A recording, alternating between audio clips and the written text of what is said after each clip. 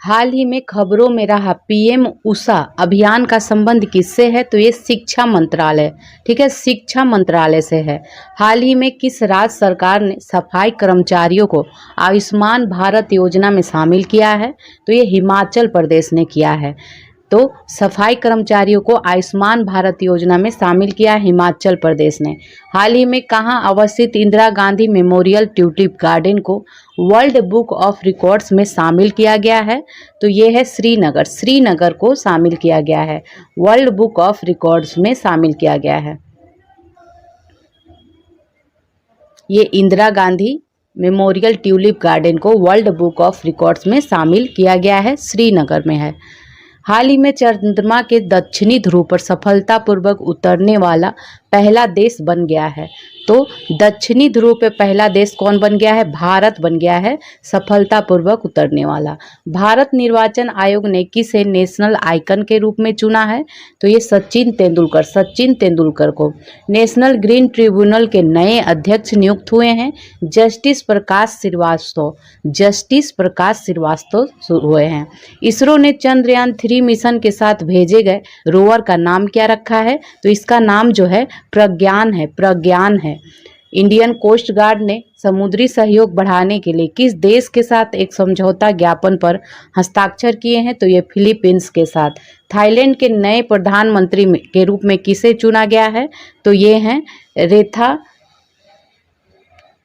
रेखा थावीसीन को, रेखा थावीसीन को चुना गया है। खेलो इंडिया महिला लीग का नाम बदलकर क्या रखा गया है? तो इसको अस्मिता महिला लीग, अस्मिता महिला लीग नाम इसका रखा गया है।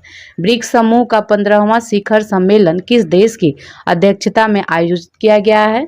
तो ये हो जाएगा दक्षिण अफ्रीका, ठीक है, दक्षिण अफ्रीका में आयोजित किया गया है। मुख्यमंत्री सीखो कमाओ योजना का आरंभ किसने किया है? मध्य प्रदेश ने।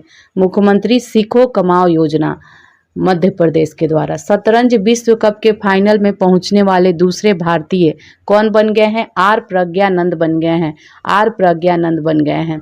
20वीं आसियान भारत आर्थिक मंत्रियों की बैठक का आयोजन कहाँ किया गया है? ये इंडोनेशिया में किया गया। इंडोनेशिया में एशियाई जूनियर स्क्वैश चैंपियनशिप के अंदर 17 कैटेगरी में किस भारतीय ने गोल्ड मेडल जीता है?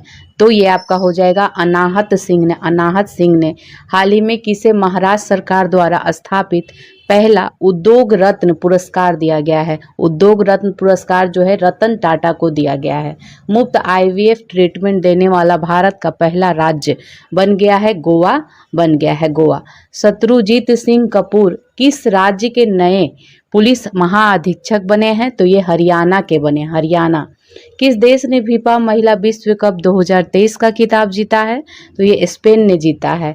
कमल के फूल के नई किस्म नमो 108 को किस रिसर्च इंस्टीट्यूट में विकसित किया गया है? तो ये हो जाएगा national botanical research institute Lucknow. तो national botanical research institute Lucknow में किस भारतीय मूल के नेता ने सिंगापुर के राष्ट्रपति चुनाव के लिए क्वालिफाई किया है? तो थर्मन सनमुगरत्नम ने क्या है? भारत में खगोल विज्ञान और खगोल भौतिकी के 16वें अंतर्राष्ट्रीय ओलंपियाड में कौन सी रैंक हासिल की है भारत ने? तो ये हो जाएगा दूसरा रैंक, दूसरा रैंक। 15 अगस्त 2023 को भारत में कौन सा दिवस मनाया गया? तो ये 77वां 77 है, ठीक है, 77वां स्वतंत्रता दिवस मनाया गया। हाल ही में किस राज्य द्वारा भारत का पहला कृषि डेटा एक्सचेंज लॉन्च किया गया है? तो ये हो जाएगा तेलंगाना के द्वारा, तेलंगाना के द्वारा। हाल ही में किस हॉकी टीम ने मेंस एशियन चैंपियन ट्रॉफी 2023 का खिताब जीता है? ये भारत ने जीता है, भारत ने। भारतीय रिजर्व बैंक ने बैंकों में जमा अनक्लेम्ड डिपॉजिट का पता लगाने के लिए कौन सा पोर्टल लॉन्च किया है? तो ये उद्गम पोर्टल लॉन्च किया है। हाल ही में किस भारतीय धाविका को डोपिंग के चलते 4 साल के लिए बैन किया गया है? तो ये दूती चंद को बैन किया गया है, दूती चंद को। Eco friendly debit card launch करने वाला भारत का पहला बैंक बन गया है? तो ये एयरटेल पेमेंट बैंक बन गया है, एयरटेल पेमेंट बैंक। 8 अगस्त 2023 को पूरे भारत में भारत छोड़ो आंदोलन की कौन सी वर्षगांठ मनाई गई है? तो ये 81वां, ठीक है। किस खेल से संबंधित भारतीय खिलाड़ी मनोज तिवारी ने खेल से संन्यास लेने का किया है ऐलान? तो ये क्रिकेट से संबंधित है, क्रिकेट से। भारत के पहले 3D printed post office building का उद्घाटन किस शहर में किया गया है? तो ये हो जाएगा बेंगलुरु में किया गया है, बेंगलुरु में।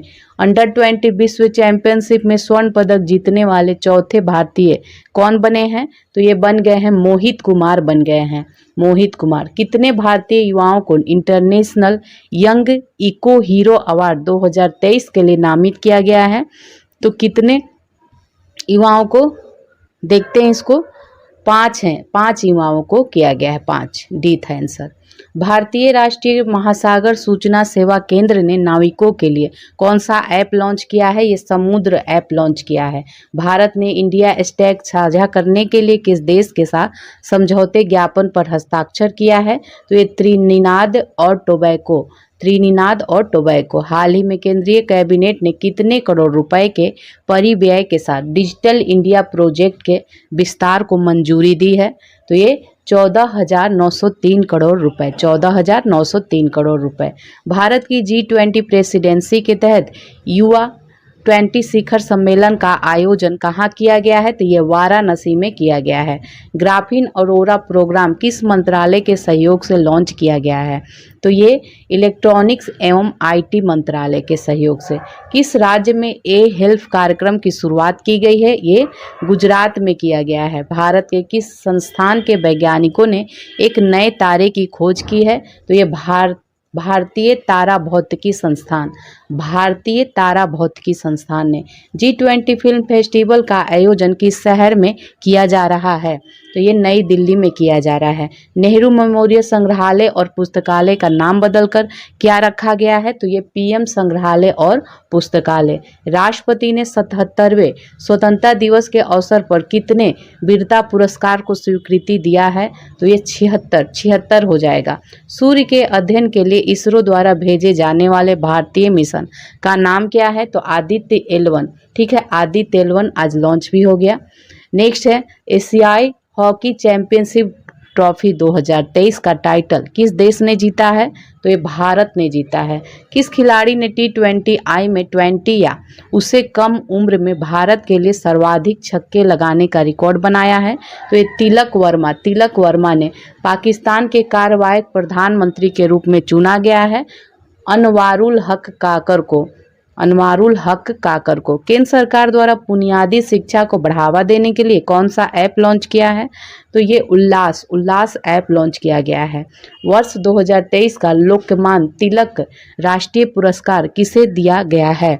तो ये नरेंद्र मोदी को दिया गया है। कौन सा पुरस्कार है? लोकमान्य तिलक राष्ट्रीय पुरस्कार 2023 का। नेक्स्ट देखेंगे, हाल ही में कौन भारतीय मूल की महिला अमेरिकी वित्त एजेंसी की मुख्य कार्यकारी अधिकारी बनी हैं? तो ये है निशा